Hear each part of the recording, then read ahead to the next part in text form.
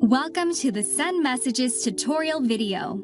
In this video, we're going to go over how to send a message to your subscribers.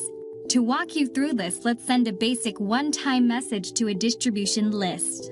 Go to the top navigation bar and click where it says Send Messages.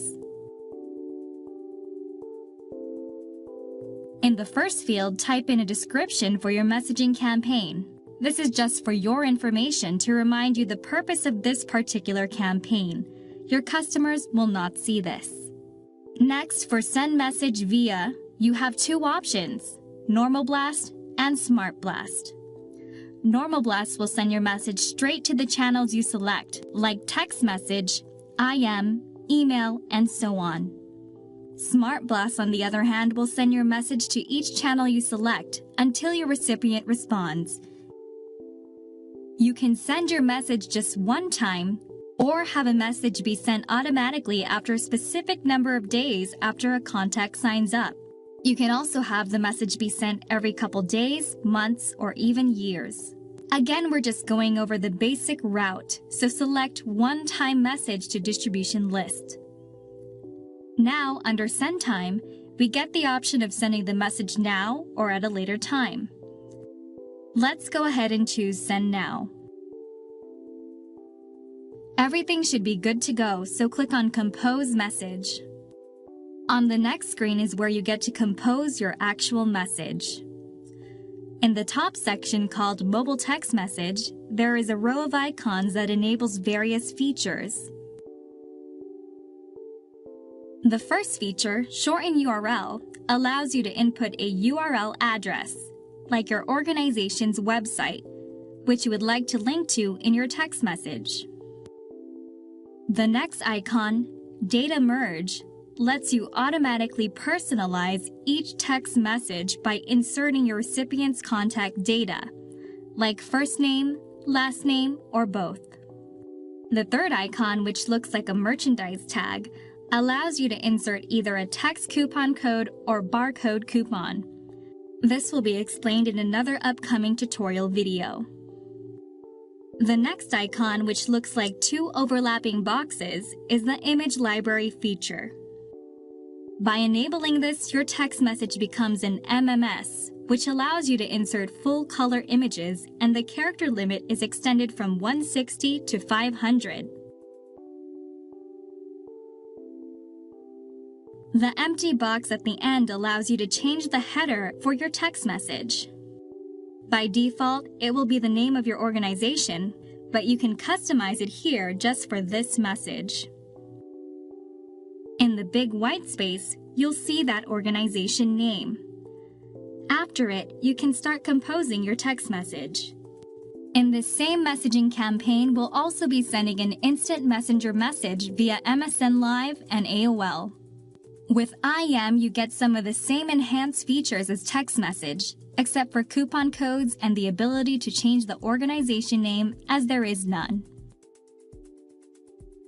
If you recall, the third channel we'll be sending our message through is email. The first thing you need to set for your email message is the subject line, which will be the title of your email message.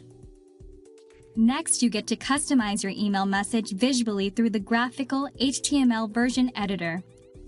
The graphical HTML version editor gives you a range of options to make your email look just the way you want it.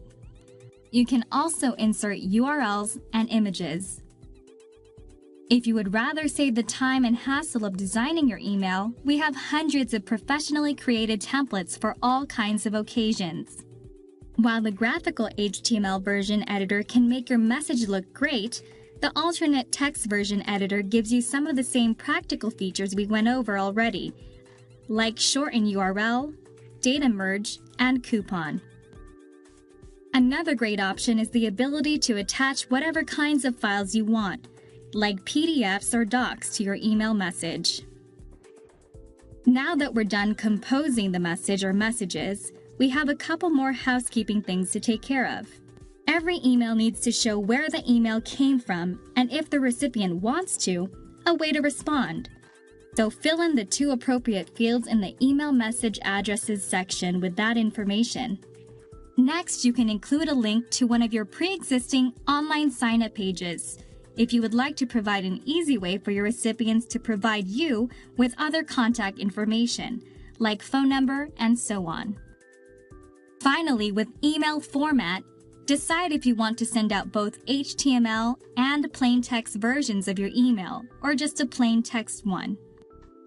There are benefits for each option, which you can view by moving your mouse cursor over the information icon. If you want to double-check the message delivery settings you previously set, you can click Description and Modes. Otherwise, hit Save to save your message, or just move on to Spam Check and select Recipients.